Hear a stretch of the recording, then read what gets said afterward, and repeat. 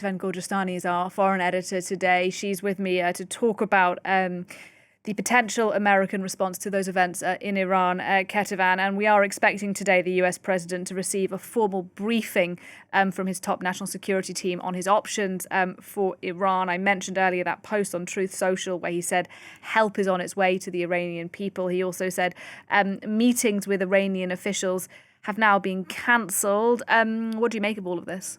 Well, look, it seems that this latest post by Donald Trump might be confirming a report that came out by the Wall Street Journal that said that Donald Trump, according to White House officials, was leaning towards a possible military action in Iran, and that his Vice President, J.D. Vance, and Secretary of State, Marco Rubio, were sort of trying to reel him back in towards the diplomatic aspect of it before thinking about military action.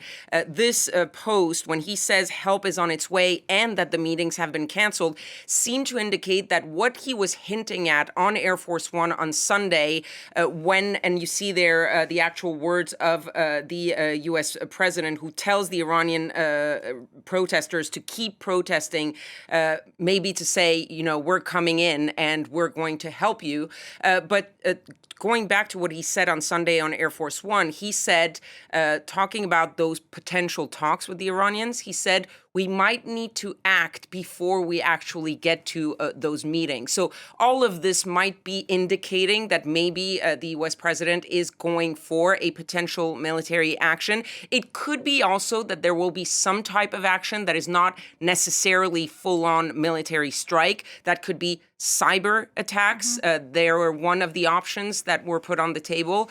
We'll see if we know a little bit more once that formal briefing takes place. But the White House spokesperson earlier today or yesterday was saying that there were many, many, many options on the table for the U.S. president. And it could be also that it's not going to be one option, that it's going to be a mix of several things, maybe a cyber attack here, maybe a very targeted strike somewhere on a military base in Iran. We don't know exactly, but this post seems to indicate that what the Wall Street Journal was saying was that the U.S. president right now is leaning towards possible military action. But we know with Donald Trump that a few hours can change completely what we're up against when it comes to what the U.S. might do. And look, if there is military action, as you say, it very much is an if, Kethevane, how ready do you think the Iranian regime is?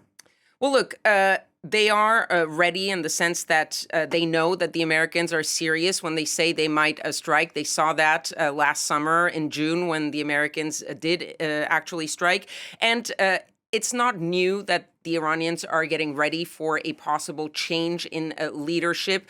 The supreme leader, Ayatollah Ali Khamenei, he is 86 years old. His health has been an issue for years now. So the leadership there has been planning for his succession for years now. But it's sort of gone up a notch in the past couple of years. He himself designated a special group of three clerics from the Assembly of Clerics to actually look into who would be the best successor if he were to die at some point. And that search sort of kicked into higher gear back in June when the United States and Israel started striking Iran, when Ali Khamenei was hiding in a bunker because they thought, what if they actually get to him? We need to have something in place to continue the stability of the Islamic Republic of Iran.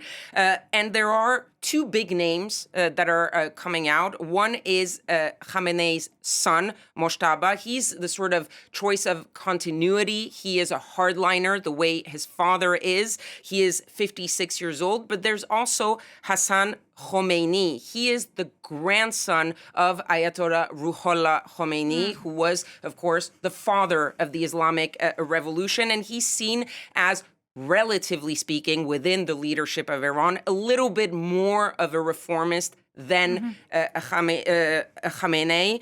And those are two figures. But there is also the possibility that you could have someone who is a little bit more unknown, and that it would be the Iranian Revolutionary Guard Corps that could sort of choose someone that is not as known, doesn't have that name recognition, that would be a sort of puppet for the IRGC to sort of take control.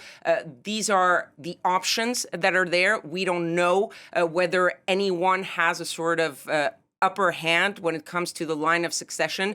But what is clear is, and we saw it in the summer, when several top generals of the IRGC and the broader security apparatus were killed, they were immediately replaced. So the Iranian regime is not waiting by and will have some sort of plan in place to replace whoever is killed in the event of military action. Whether that person, that figure, that group will have the same authority as Ali Khamenei right now, that is a different question.